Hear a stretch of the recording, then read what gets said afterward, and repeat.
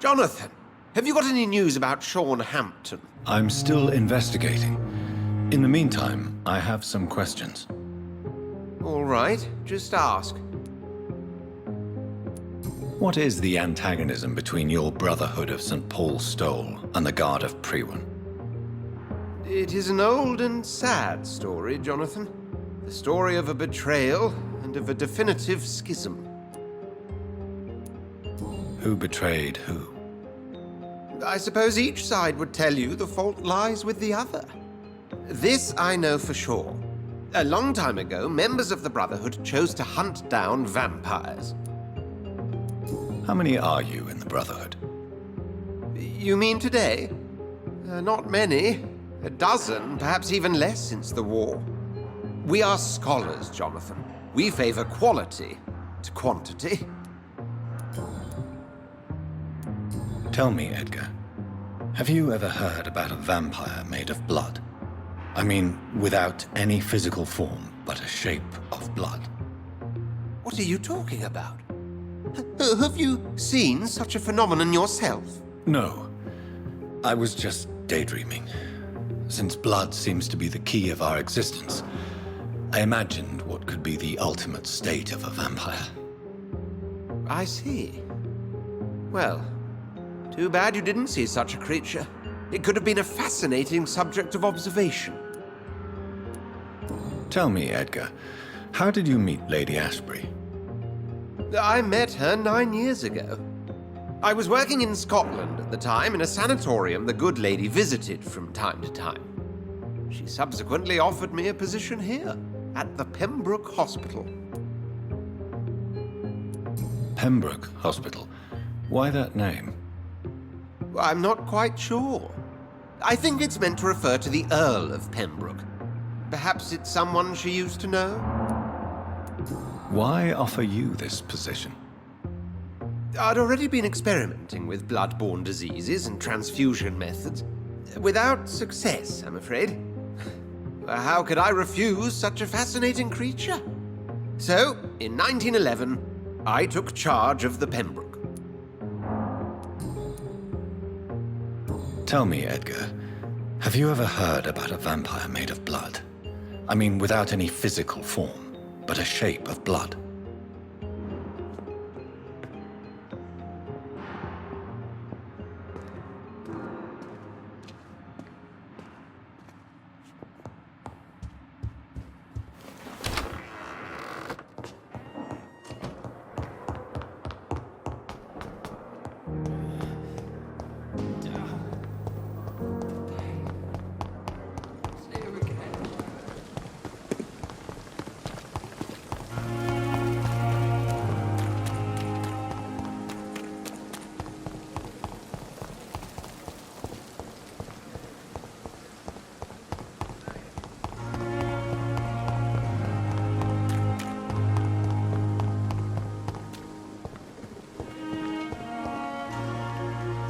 Good evening, Dr. Reed. Such a pleasure to see you again. Tell me the truth about your appointment as a medic during the war, Rakesh. The regiment administration appointed me by mistake. I had to learn the job on the spot, sir. Very hard, sir, but I rose to the challenge. Do you realize how many soldiers died because of that decision? You should have refused. Yes, sir. I swear I did, sir.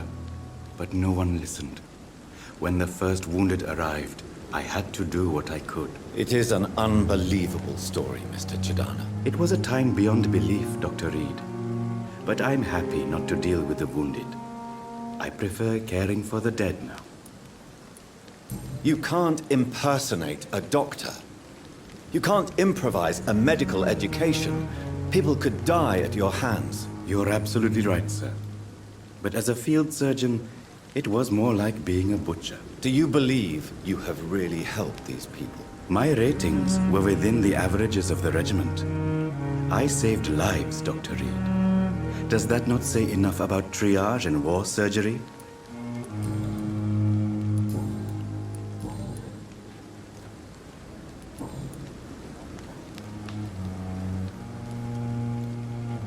Goodbye, Mr. Chidana.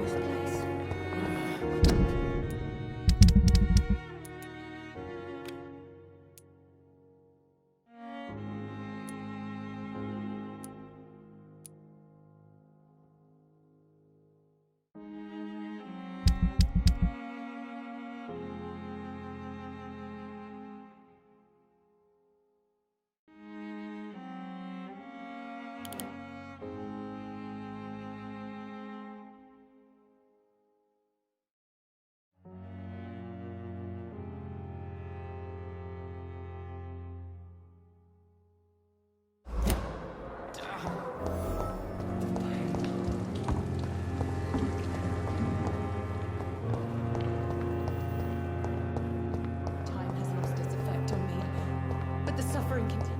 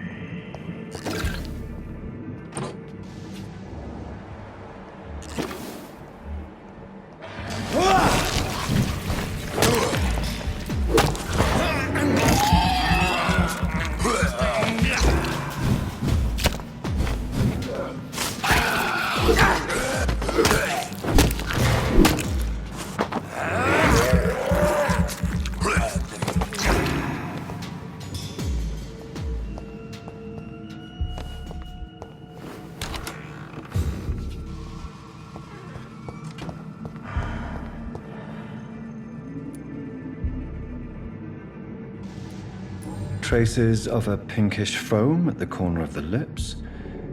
Some sort of drug overdose, perhaps? Multiple abrasions and scarring on the arms and legs. Old and distinctive injuries of a sailor or a fisherman. The chest was originally opened to perform the operation. The sutures are clean, but the chest has been reopened. A puncture over the left lung, possibly a chest tube insertion. Not the cleanest work, but I think it was successful. Signs of internal bleeding. So, Dr. Tippett's anesthetics were incorrectly dosed, causing the patient's death. And then he tried to operate on him again. Tippett has made an egregious error. It's time we talked.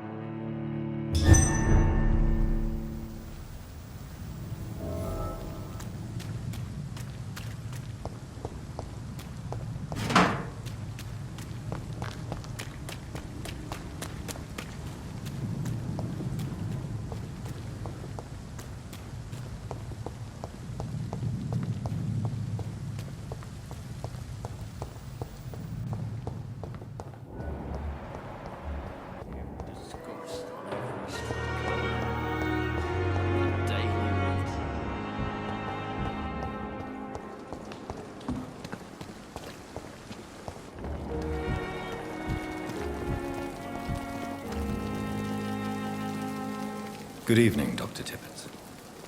Dr. Reed, any good news to share?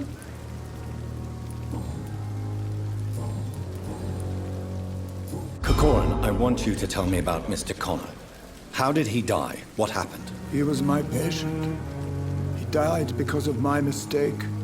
That's the blunt truth. Why not stop practicing? Are you mad? I killed that man, I admit it, and it won't happen again. I have saved so many lives since then. What was the nature of the mistake? It was a twofold error. My diagnosis was wrong, and the administered dosage was too strong. Who was this patient? I don't know. Some sick man from the docks, maybe a fisherman. I had no time to talk with him. No one claimed a body.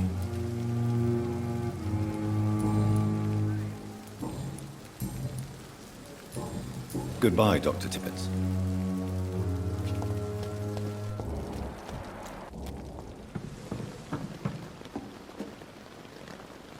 Good evening, Nurse Brannigan. Good evening, Doctor.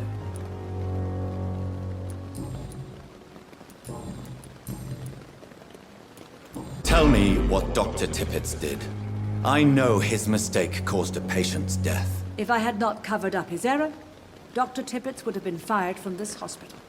I could not let that happen. You can't allow your emotions...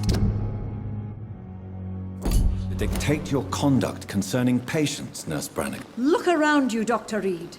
Do you really think we can afford to lose a brilliant practitioner like Dr. Tippett's in our situation? To clear Dr. Tippett's name must be the decision of Dr. Swansea. You can't take matters into your own hands. I respect Dr. Swansea's authority and management, but he's no idea what happens here on a daily basis. I did what I had to do.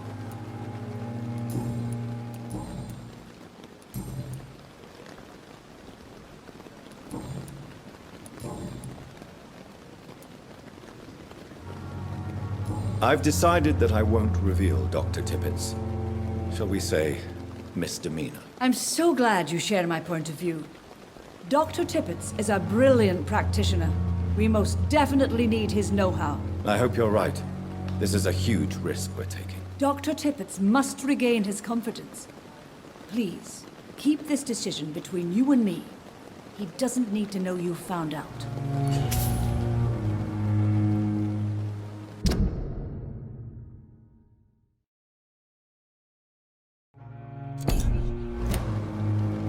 Goodbye, nurse. Call me if you need assistance.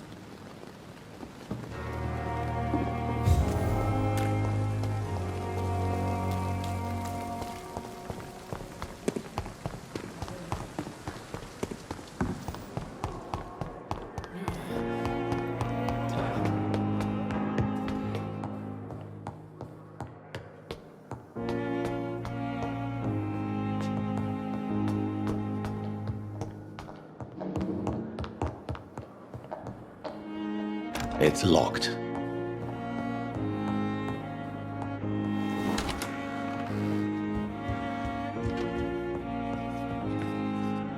Yes, Jonathan? I'm still investigating. In the meantime, I have some questions. All right, just ask. Tell me, Edgar, have you ever heard about a vampire made of blood? I mean, without any physical form, but a shape of blood.